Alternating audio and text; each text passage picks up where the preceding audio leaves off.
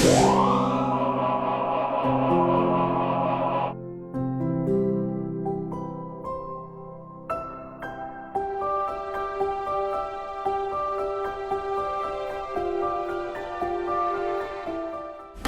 what's going on, y'all? Happy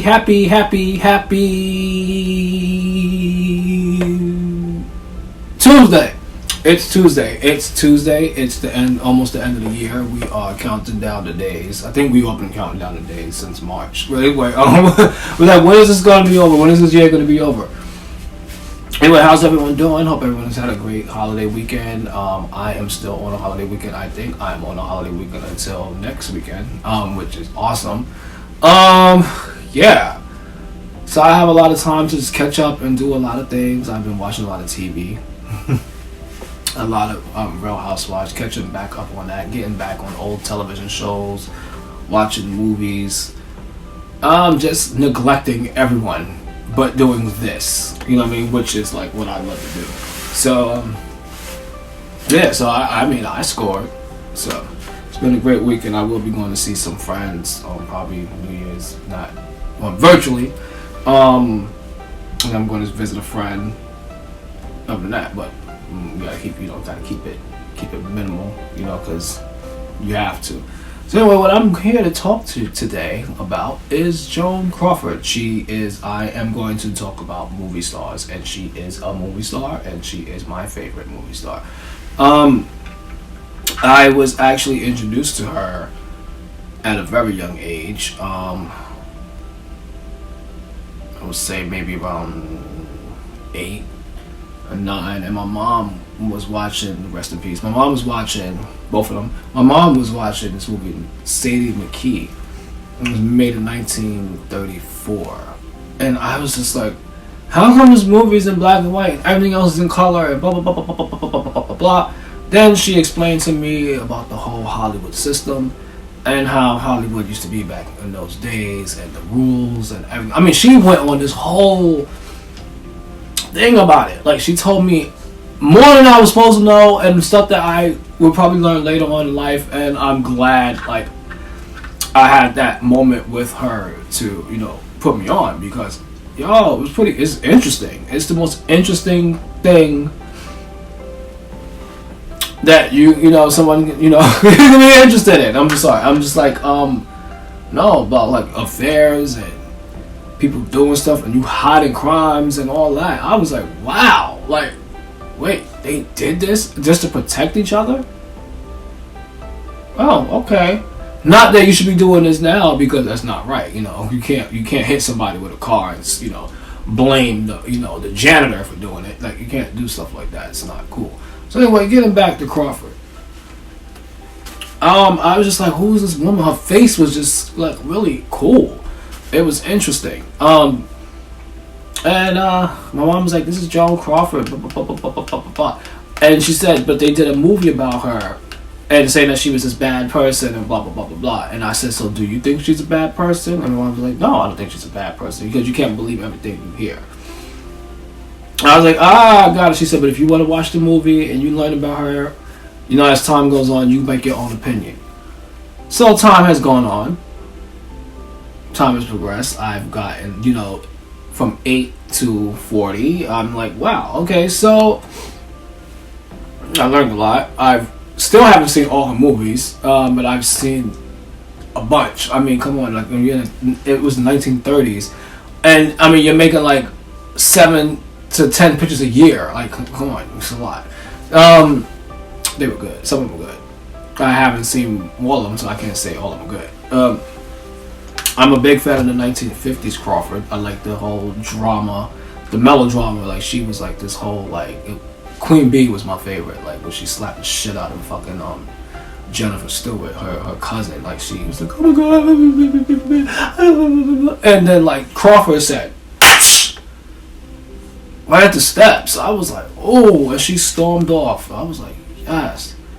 She said, any man is my man if I want it that way. I said, yes. That was cool. So anyway, I was like, okay, scandalous. You know what I mean? You shady bitch. It was cool. I like how, when she got to Hollywood, she wasn't even Joan Crawford. She was Lucille Lesor. And Like, yeah, it doesn't even go. And they changed the name. Like, they changed the name for her. Like, they won a contest to like name her. She hated the name, so it sounded like crawfish. And her friend Billy Haynes was like, "Well, shit, they call you Cranberry and serve it with turkey every Thanksgiving." They made a little laugh. Ha, ha, ha, ha. Since then, her nickname has been Cranberry. So she's working her way. She's trying to find her way in the studio. She becomes like, it's a silent era at this time. And she's, the flapper. It's the jazz age and whatnot. Like, these movies were like insane. Like, there was 12 Miles Out that she was in. And then I seen another one. Oh my god! But then there was like the big one was Our Dancing Daughters. And that's like what solidified everything. It was kind of putting her on the map. She was already getting noticed and getting recognized for for all the other pictures and stuff that she was doing. But this is what was getting her noticed. This film catapulted her stardom. My opinion. Then she met Douglas Fairbanks, and they got married, and then she had her little thing where she had to try to fit into Pickfair, this home of Mary Pickford and Douglas Fairbanks Sr. That's Doug's parents. So anyway, she had to try to fit into that. It was like some kind of some kind of club that you got to get into. It's like one of those things, like you had to be somebody to get in, and she really had to prove herself to get in. Eventually, she got the approval from Mary Pickford, but it wasn't until like years later. It sucks. So yeah, then she got divorced. They divorced. She was blowing up. Now it's the 30s. The pictures are now talking, and she survived. Some didn't. Sucks, because I think John Gilbert could have done something, but then when you hear his voice, you're kind of like, oh my god. But they could have did something with that. They could have. But if something could have happened, could have all been situated. So then you have so she is blowing up. She's the queen of the movies. At one point, she was like the richest person in the world, like making movies after movies after movies. Her movies were making bank. I mean, and then first of all, then she there was blonde head Crawford, there was redhead Crawford. I was like, oh my god, I don't know what they were trying to do with her, but I guess these were these movies. There was Paid. There was what was it? Our Modern Maidens. Possessed with Clark Gable, like that one was really good. And then her and Clark started having this affair, and then he was big, she was big, so with their movies, they were just big together. And it was just really cool. She did this whole, she started doing her thing with the makeup, and she came with the Crawford mouth, and she started doing the eyebrows. Thought that was really cool. You have to have a look, and you have to have some kind of foundation to describe who you are. And I guess she had the mouth and the eyebrows. Dope shit. So now as the 30s progress, movies go up and down. You know how that goes. Movie stars get big, they get small. She marries French Otone. He's like a Broadway dude. He's proper. He has etiquette and this, that, and the other. Here she goes. She's in that world now. She's in the theater world. Excuse me. And she's making these movies. They're having plays and stuff at their homes, at dinner parties and stuff like that. She's having an affair with Clark Gable. I mean, who wouldn't? At that time. So, things are just progressing. She's, Crawford. People, she's in the headline. She's seen everywhere. She's at every party.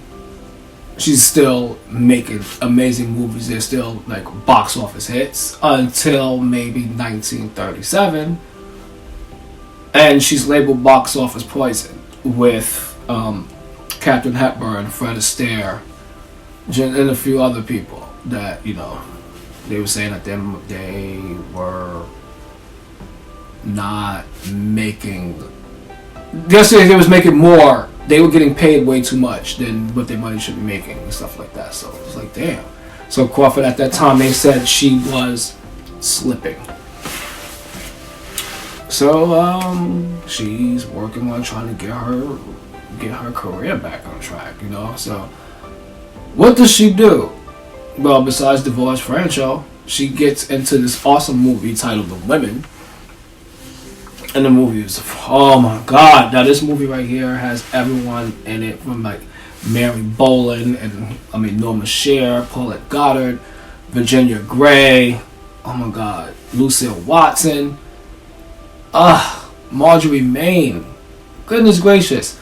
Like, if I was whiskey and I was a duck, I swim to the bottom and never come up. Anyway, that was like the first thing. So oh baby, oh baby. Anyway, that was like Marjorie Main's character. She was like the hand at Reno. Anyway, when they was getting divorced and stuff like that. So yeah, so she had to like make that. That movie was a huge success. It was, you know, it brought her back. It, you know, kept her name out there. Especially the drama between her and Norma Shear, because, you know, Norma Shear was this guy's wife. Irving Thalberg, he passed away like 2 years beforehand, but that was the boss's wife. So there was always some kind of beef. She was like, how come, you know, how can I get these amazing roles when she's married to the boss?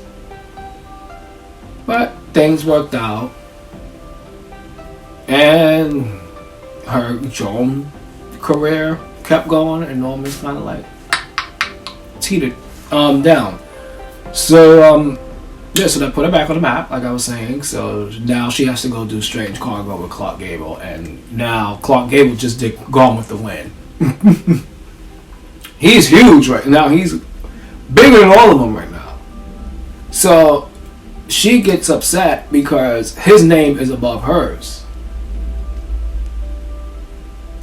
So they had a little issue right then and there, and I guess, you know, that was that last film they did together. But however, they remained close throughout, because 2 years later, his wife dies in a plane crash, and she's there to console him and be there for him, and, you know, just be that rock that, you know, a friend should be. And that was awesome. And then he goes into the service and stuff like that. But you see them in pictures later on, like late 40s and stuff like that, hanging out and stuff. So, you know, they maintain a good friendship. That was something good about Crawford, though. Like, people couldn't talk crap about her. But when it was time for her to do something good for somebody, she went out her way and did it. Like, for that, she donated her whole salary to, like, the Red Cross. But everybody wants to talk about how she was this. We won't get into all that. So, So, now we're into, like, going into, like, the 1941, 1942. And, I mean, you have, like, Greer Garson, and you have... Who's the other one? Hattie Lamar. You have all of them coming in. Lana Turner. You have... Judy Garland, she's getting older now, so she's, you know, so they're working on her, and Crawford was kind of getting lost in the shuffle. Like, she was just getting lost, so they was like, oh my god, they was giving her like these weird pictures, and she was like, what the hell is this? At one point. I mean, when Ladies Meet was cool, I thought it was okay. Y'all can crap on Reunion in France with John Wayne all you want, but I really thought that was a good movie. Philip Dorn was amazing in that movie, by the way. It was just a really... That movie was solid to me. It was like a war picture and about love, and I don't know, it touched me. Now that other one that she did, the Above Suspicion with Fred McMurray, I was like, oh. Now I see why you leave. Now I see why you gotta left MGM. No shade. I don't like. It wasn't. It wasn't. It was a movie. Let's put it that way. It was a movie. So now, you know, she's not happy with the work she's getting. I mean, the movies are not even making money. She went from being number 1 to like number 12, probably like number 17 at some point. She's like, I gotta get the hell up out of here. So her and Mayor, they come to a mutual decision. She leaves MGM. She doesn't work for 2 years. She becomes the war wife. She's married now to Philip Terry. He's kind of handsome, by the way. She's in a couple of soap operas. He was a really handsome guy. Not what people would think she would go for, but hey, it worked. I guess for them 4 years, like I said, she was the war wife, and she was making his, stuff while he went off for the day. You know what I mean? So making his sandwiches, making his lunch, and everything like that. So she was a wife, taking care of the kids. At the time, she had Christopher and Christina, and she's just trudging along. So now she has to like work now, because it's been like a good 2 years since your last picture. But people see you doing stuff. Okay, yeah, but you gotta do some work now. Get back out there.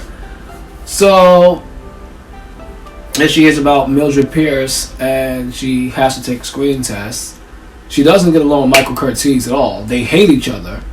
I guess down the line they ended up liking each other, but he couldn't stand her, she couldn't stand him. He like ripped her like shoulder pads off and stuff like that, and was like, "You get this superficial bitch out of here," and she called him an animal and stuff like that. But somehow they got it together, and the picture worked, and she won the Oscar for it, which led to her making, giving her a raise, and then she did Humoresque, and then she did Possessed, and then which she got another Academy Award nomination for that. She should have won the award for that movie. Oh my god. Like, she really should have. David! Like, that was good. The way she shot him. And she was just like this crazy chick. She was like, you're not leaving. I'm going to keep you. And you watch these things, and you're like, damn, you see some of these relationships are actually like that. And some of y'all are a little bit possessed, but I guess, they were talking about like schizophrenia and stuff like that. And it was a great tackle on it. It's a really great film. Going back, Humoresque was really good with John Garfield. That was really good, and that and the death scene. I mean, you can't do that. Only Crawford can do that. Only Crawford. And she does like a couple other ones. She does Flamingo Road with Sidney Greenstreet, and then she does Daisy Kenyon. Now it's kind of like okay, she's chilling. She's making movies, she's doing this, but are they making movies were they the same movies as they were on the MGM days? Absolutely not. These are not the big money makers. These are not the glossy pictures. This is more like the dark. We're getting into the noir part of her career. You got The Damn Don't Cry. Oh my god, when she turns into she went from Ethel Whitehead to Lorna Hanson Forbes. Oh my god, she killed it as Lorna. Oh my god, you have to just watch that picture. I'm not gonna talk about it, but you have to watch that picture. And then there's David Bryan's in that. He's good. I felt like he should have been in more pictures. And I felt like he should have been a bigger actor than what he was, because he was good in the few pictures that I've seen him in. But especially that one when he was Castleman. Like, that was kind of fucking scary too. Like that was when he was a scary gangster. And you had Nick Prenter. Oh my god. Oh my god. And then her friend, the homegirl, she was just, I don't know. Anyway, I can't think of her name right now. I'm having like brain farts and everything. Oh my god, but great movie, but you can tell like it was starting to decline again for her. She does Goodbye My Fancy, and then she does This Woman Is Dangerous. I wrote an article about This Woman Is Dangerous on chazzperiod.com, so if you want to, I'll like link that to it if you want to read up on it. The movie wasn't bad. It was just, I guess it was just not the right timing for that movie. Goodbye My Fancy is really cool too. I wrote about that also. So we can check those out. So then she goes and she leaves MGM, and now she's independent, which a lot of them did. Betty Davis did it in 1949 when she left Warner Brothers after maybe 18 years. A few of them did it. Yeah, it's what you do. Now you're your own. You're not under the studio system, and hey, you can go and audition. You can do this and that. Nobody can really tell you what to do. So she gets an independent film, Sudden Fear, and she's nominated for another Academy Award. Now this one was really good because you see like how like she marries this dude, right? This thought comes in like that he was messing with, that he's still banging or whatever, and then they try to like plot and kill Joan. She was Myra, but they try to when she finds out and she's listening to it, she's like, her face, like, I mean, this woman, that's talent right there. I'm sorry, like, she was very talented. Everyone was like, oh, she's a movie star, she's this, oh, she's with her furs and with her trains and this, that, and the other, and her Susie Homemaker and her this, that. No. That's pure talent right there. Like, she can cry on cue. Like, she was perfect. That was absolutely perfect. So that movie should have won a few awards, actually. And even what the hell is his name? Anyway, it's gonna come back to me, and I'm gonna yell it out. I'm like, oh my god. So he was the guy who like played her husband, who played David Blaine. He was oh my god, David Blaine. It's not from somewhere, but anyway, he was good. And then you had Gloria Graham. She was like the woman, like the woman who was messing with him, like the mistress or whatever. And they oh my god, that movie was just insane. And then she goes and do Torch Song. I love that movie. It's in color. It's a musical. She's singing. It's not really her, but I mean, the voice was deep enough. You probably think it was her. Really, really great movie. She is tough as fuck. Like in this movie, like she's tough. She cannot work. I guess the first like piano player quits or whatever because of the way she is. This new one comes in and he's blind, but he saw her before he went blind. So that whole thing plays out, and it's not like a romantic story, but at the same time she's like a jerk. Then he's kind of a dick. So at the end, it works and they end up together, and it's so cool. Like Maddie Norman is in that movie, and she was in The Well. That came out in 1950, and also she's in Whatever Happened to Baby Jane. She plays Elvira. We're gonna get into that a little bit. So then Crawford does Female on the Beach, and then she does Queen Bee. Queen Bee was oh my god, Queen Bee was dope. Queen Bee was just phenomenal. Like, I mean, the way she slapped the shit out of Jennifer, like her cousin. First of all, everybody has this thing where she's like this mean person and she rules the house, and like everyone's scared of her. And if you cross her, you get stung by her. That's what Betsy Palmer character said to her. And she was like, you get stung by the bee. Read this book about bees. And she was telling Jennifer. Oh my God.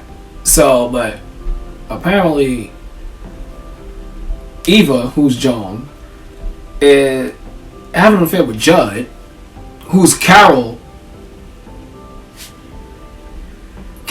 husband. Strange. But now Eva is married to Beauty, who is Carol's brother. Jennifer's cousin comes to stay. She finds out all the crazy shit that's going on. She sees how things, and she turns against Crawford. And anyway, Crawford ends up. They find out about her. She dies. Anyway, but the way she slapped the shit out of her, though, when she was just like, "Oh my God, I'm so excited they're getting married," and Crawford's like, "What, bitch? Like, really?" That was amazing. Anyway, Crawford slaps are great too. Those are the best. So then now she's doing a couple of other ones. She did Autumn Leaves, and then she did Esther Costello. Now she's married to Alfred Steele, and she's like, he's the king of Pepsi Cola. She's now the queen of Pepsi Cola. So they're going all over. They're opening bottle plants, and she's Pepsi. It's Joan Crawford. Pepsi is now Joan Crawford. It's everywhere. It's on movie sets that she's on. It's everywhere. She's, anytime you see her, she has a Pepsi in her hand, a little straw, and everything. That was really cute. And she did her thing with that. And then she does, he passes away, and then now she takes over, and now she's on the board of directors. Now she has to still has to work because, oh my God, all that money that they were spending building stuff and doing this and doing that, she had to pay. You gotta pay that stuff back. You know what I mean? So she does a little cameo, like The Best of Everything. It's a good movie too. I can see it was something that she just either do for the money. I like Diane Baker and I like Susie Parker in the movie, so it was really, really good movie. Hope Lang is in it, which is cool. I hear that her and Hope really have the best time on set. I'm like Joan was actually just coming on, she just lost her husband. Come on, give her a break. So then she doesn't do anything for a couple of years. But she's doing the Pepsi thing. She does a couple of TV spots. Apparently, rumor is that, I don't know, because it's a rumor because I haven't seen it, but it's out there. They said it's true. She was the first guest on Johnny Carson.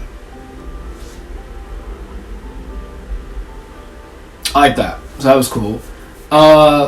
Then she does What I Have with Baby Jane, and with Betty Davis, they finally do a movie together after all these years. Now there's rumors that they hate each other, they don't like each other, but apparently they said they never even met.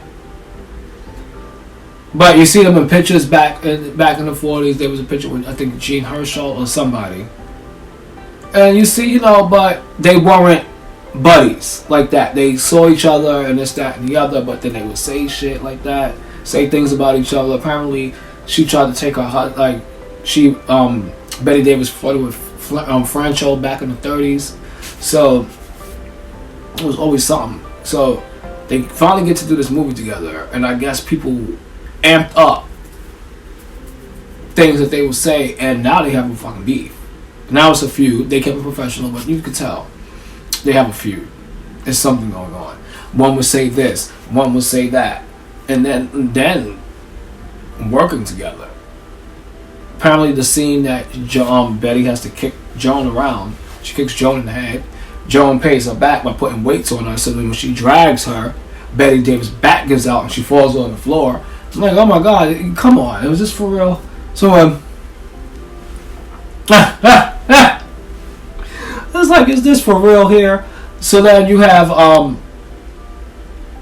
so then now it's after Baby Jane.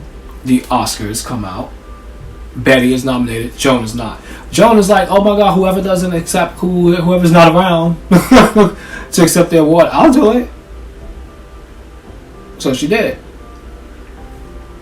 And Bancroft got the award. Betty, and I guess people were saying that, oh, she rigged this. She should make everybody vote for everybody else except her. I don't know. I think that was a dope movie, The Miracle Worker. So I think it was well deserved. Sorry, fans. I'm a Betty Davis fan too, but no, I think it went the right way. She doesn't caretakers and they get back together for Hush Hush with Charlotte. That doesn't go together well.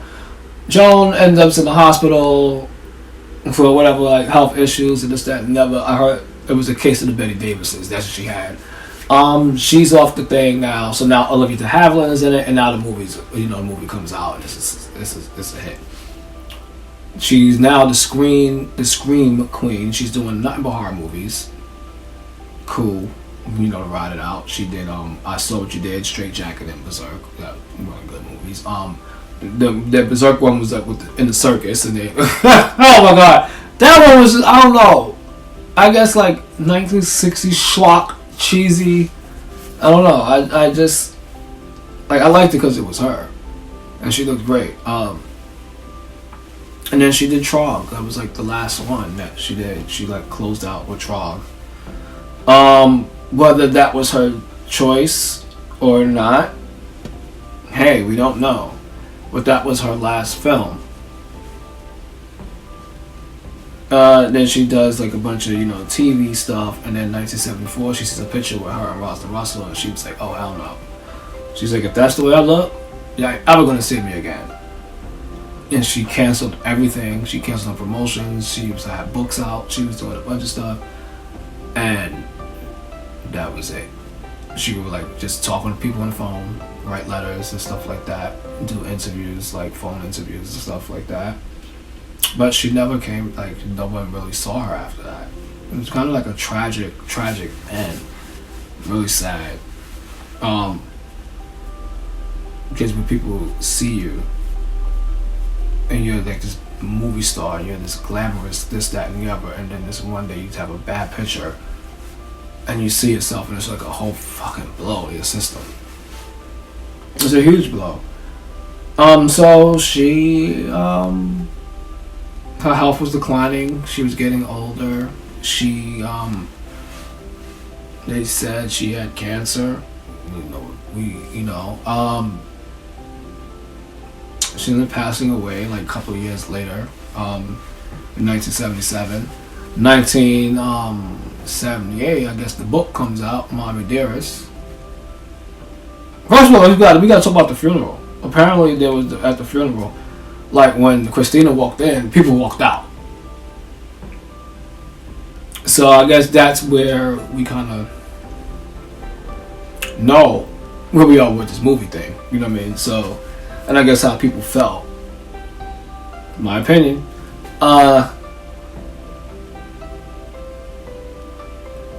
Then she had, so Christina comes up with this book, and it says all this stuff, how Joan did this, she beat him with hangers, and she was this, and she was basically an abusive, alcoholic slut. And a lot of people spoke out against it. In the movie, there's only 2 children in the movie, but Joan Crawford adopted 4. It really was 5, but the one came and claimed back then, so reclaimed the kid. But so that was kind of fishy to me. I didn't really understand that why are the twins in the picture. The twins spoke out against the movie, I understand that, but if you're gonna do this biography, you have to have everyone in the movie. So then right there, I didn't believe it. And then I saw scenes as I'm watching the movie. I'm like, wait a minute. This is from a movie. This is from her movie. This is from Queen Bee. This is from Straight Jacket. This is, I'm sorry, that scene, I'm sorry. Even though, she probably did choke her, but it was just too much for me. A lot of reenactments from movies. Like I said, it's my opinion. I'm not going to say that it didn't happen. I'm not going to say that it did, but I just don't see it. So I don't think that Joan did that. But like, we weren't there. It's just a lot. And then like, you get left out of a will. And then you write that book. So it had to be something. You know what I mean? Was it the time when Christopher was acting up and doing all this crazy stuff and like being rebellious and everything like that, and Christina went to save him? And she took him in and gave him, you know, shelter. Like, she was just a big sister and she did it for her brother. So was that something that crossed Joan? We don't know. Was it, you know, the time when she got caught with a boy and then Joan caught her and they had a confrontation and Joan ended up calling the cops on her? Like it's a lot. You know what I'm saying? We can't, but we don't know. We don't really know. I'm just gonna say I am, you know, I like Christina Crawford. I like her interviews and stuff like that. She's Joan's daughter. But I can't really say that, you know, as far as that, I'm not, like, to me, I love the movie. The movie's funny. Now, the story about abuse and everything, that shit is not funny. So for someone to say something like that, I don't know. I just can't. Like, it's an accusation. People said that it did happen. People said that it didn't happen. So we don't know. I will say this: 2021 is coming, and we should be better. Period. So, what are things that you're gonna do for 2021? I mean, you really, unless we're able to go back outside, we can't. So anyway, so with that note, peace, love, and Joan Crawford. Have a great rest of the week. I will see y'all next year in 2021. Y'all be good. Stay up. God bless. Mwah!